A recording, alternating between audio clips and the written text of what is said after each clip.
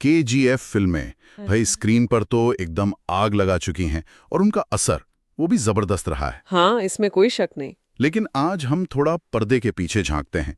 मतलब कोलार गोल्डफील्ड्स, असली KGF की कहानी क्या थी? ये जो एक्शन और ड्रामा हमने देखा वो असलियत से कितना मिलता है, कितना अलग है? हमारे पास कुछ दिलचस्प जानकारी है, कुछ स्रोत हैं जो इस असली नकली के फर्क को थोड़ा साफ करते हैं। बिल्कुल। तो मकसद यही है कि इस फिल्मी दुनिया के पीछे का जो असली इतिहास है उसे समझें। चलिए इस कहानी की परतें खोलते हैं जरा। हाँ, ये जानना जरूरी भी है। हाँ। क्योंकि जो असली कोलार गोल्ड फील्ड्स हैं उनका अपना एक बहुत लंबा और आप कह सकती हैं अहम इतिहास है। ये कर्नाटक के कोलार जिले में है। हाँ। और यहाँ सोने का खनन ये ब्रिटिश राज के टाइम से हो रहा है। करीब 1880 के दशक में। हाँ। एक ब्रिटिश कंपनी थी जॉन टेलर एंड सन्स। उसने बड़े पैमाने पर काम शुरू किया था। 1880, काफी पहले।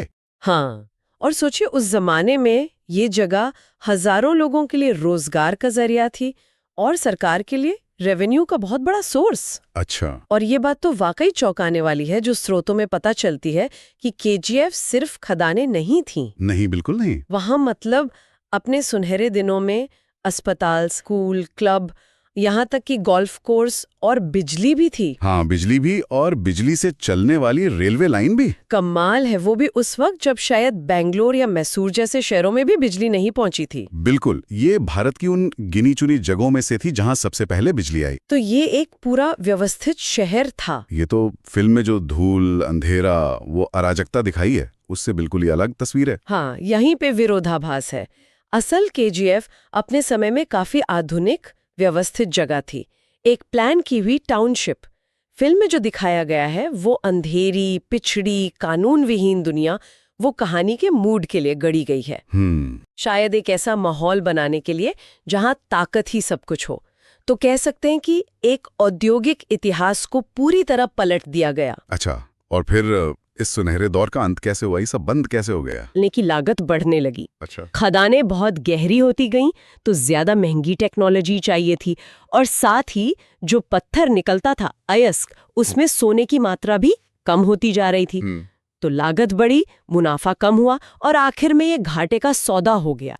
इसीलिए साल 2001 में इन खदानों को बंद कर दिया गया। 2001 में तो एक पूरा युग ही खत्म हो गया। हाँ, बिल्कुल। और शायद इसी खालीपन ने उस कहानी को जगह दी जो हमने पर्दे पर देखी। लेकिन एक बात साफ कर दें, फिल्मों का हीरो रॉकी भाई, हाँ, उसका इस असली कहानी से, इस इतिहास से कितना लेना देना है? बिल्कुल शून्य, जीरो।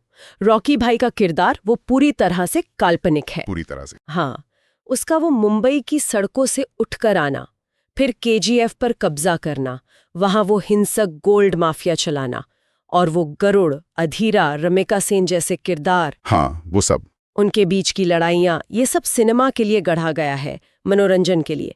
इसका असल KGF के इतिहास से या वहां के लोगों से कोई भी वास्ता नहीं है। तो फिर सवाल ये उठता है कि फिल्म बनाने वालों ने इसी असली KGF को क्यों चुना अपनी कहानी के लिए?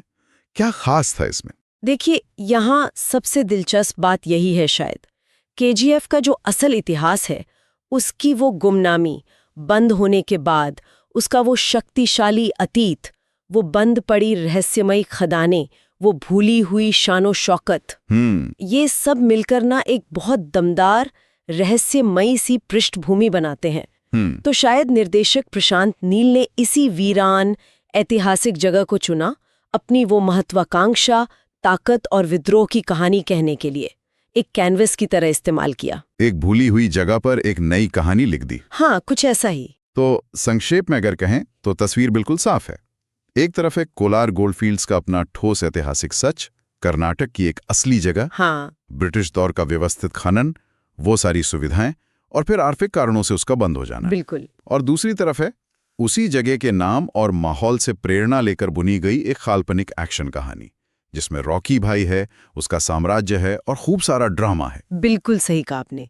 हमने यही देखा कि कैसे एक वास्तविक जगह और उसके इतिहास की नींव पर एक रोमांचक लेकिन पूरी तरह से काल्पनिक इमारत खड़ी कर दी गई। और ये जानना जरूरी है मेरे ख्याल से कि हम मनोरंजन के लिए जो देख रहे हैं उसकी जड़ें कहाँ हैं और वो असल में कैसी थी। हाँ, दोनों अपनी जगह दिलचस्प है, इतिहास भी और कल्पना भी, पर दोनों को मिलाना ठीक नहीं। सही बात है। ये वाकई सोचने पर मजबूर करता है कि उस दौर में उन खदानों में जो हजारों असली मजदूर थे, जो हाड़-तोड़ मेहनत करते थे, हाँ, उनके परिवारों की अनकही कहानियां कैसी रही होंगी, पर्दे के रॉकी भाई की उस चमक-दमक से बिल्कुल अलग। उन गुमनाम चेहरों के अपने संघर्ष, उनकी उम्मीदें, शायद उनका असली अघोषित नायकत्व, वो कैसा रहा होगा? बिल्कुल। उनकी कहानियों में शायद इतिहास का एक और ही सच छिपा हो, जो अभी सामने आना बाकी